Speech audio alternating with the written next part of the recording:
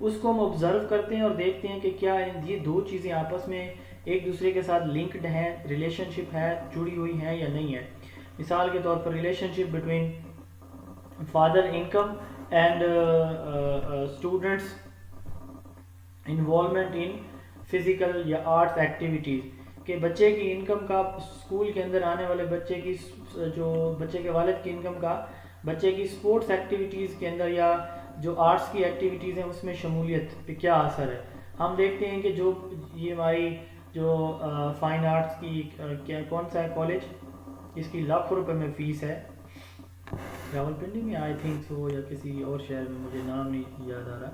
اچھا اب اس کی جو ہے نا وہ وہاں پہ مطلب جو تنخواہ دار طبقے ان کی فیملیز تو وہاں نہیں پڑھ سکتی، کوئی ایمانداری سے تنخواہ تک ہی محدود رہنے والا بندہ ہے تو وہ تو وہاں پہ نہیں پڑھا سکتا اپنے بچوں کو. اچھی بزنس کلاس فیملیز وہاں پڑھتی ہیں، ان کے بچے پڑھتے ہیں.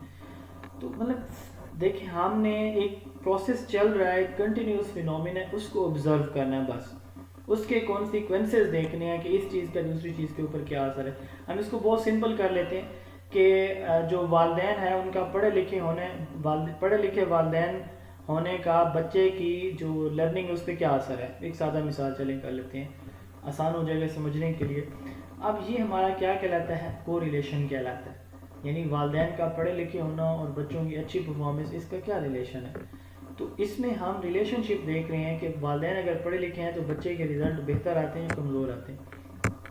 یہ کو ریلیشن ہے. اسی کو ریلیشن کو جب ہم اسٹیٹسٹیکل ٹولز کے یوز کر کے پھر ہم یہ دیکھتے ہیں کہ اسٹیٹسٹیکل جو ٹول ہیں ان کے بعد جو ہے وہ اس کے اپلائی کرنے سے رزلٹ کس طرح کے آتے ہیں، اس کو ہم ریگریشن بولتے ہیں. ریگریشن بیسیکلی ایک اسٹیٹسٹیکل میتھڈ ہے، اسٹیٹسٹیکل ریلیشن ہے. کو ریلیشن جو ہے وہ دو ویریبلس کے درمیان میوچل ریلیشن ہوتا ہے. Regression is a method to determine the statistical relationship between a dependent variable and one or more independent variable. The change in dependent is associated with change in independent. This can be broadly classified into two major types.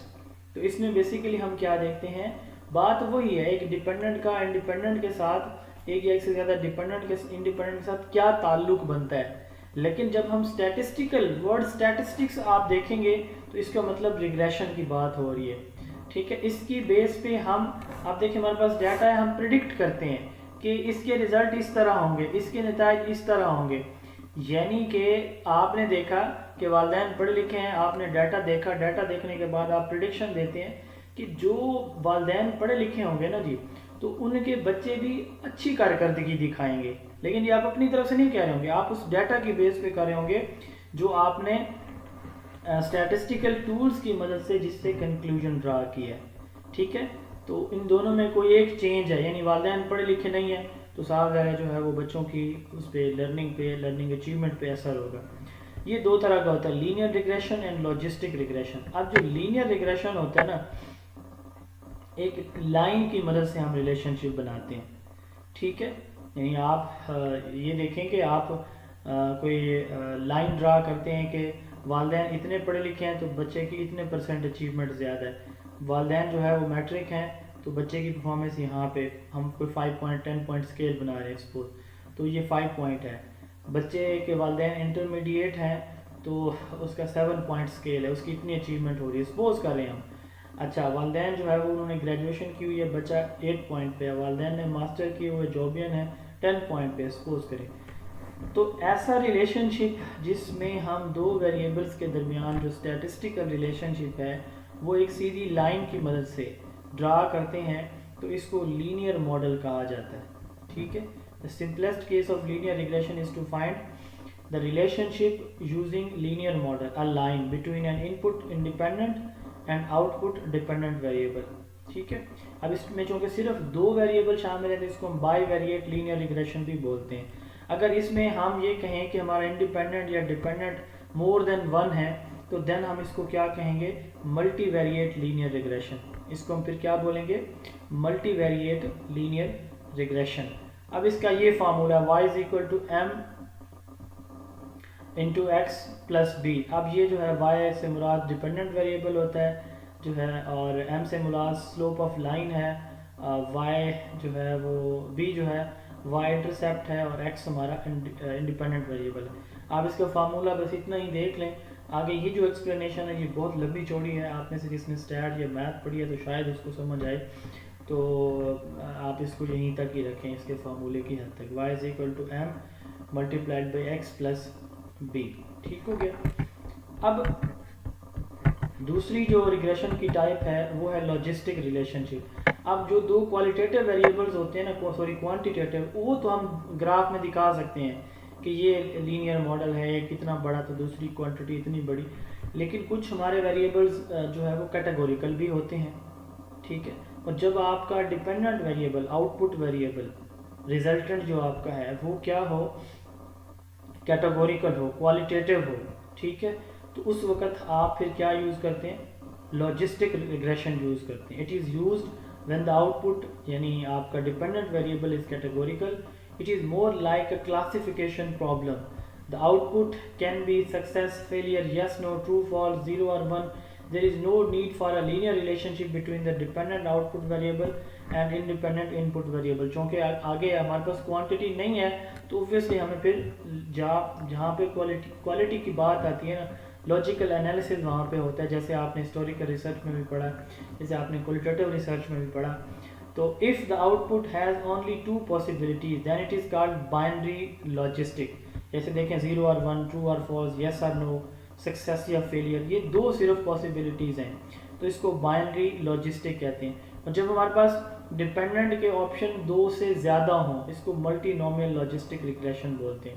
اس کو ہم کیا کہیں گے, multi logistic. اچھا, اب اس میں یہ دیکھیں کہ اگر تو ان کے اندر ایک ترتیب ہے, مثال کے طور پر ایگری, ڈس ایگری, اسٹرانگلی ایگری, اسٹرانگلی ڈس ایگری.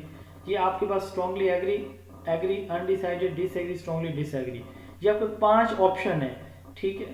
تو یہ جو ہے آپ کا اور ایک سیکوینس کے اندر موجود ہے تو اس کو ہم کہیں گے آرڈینل. آپ نے پڑھا ہے کل آرڈینل اسکیل کے اندر سیکوینس ہوتا ہے.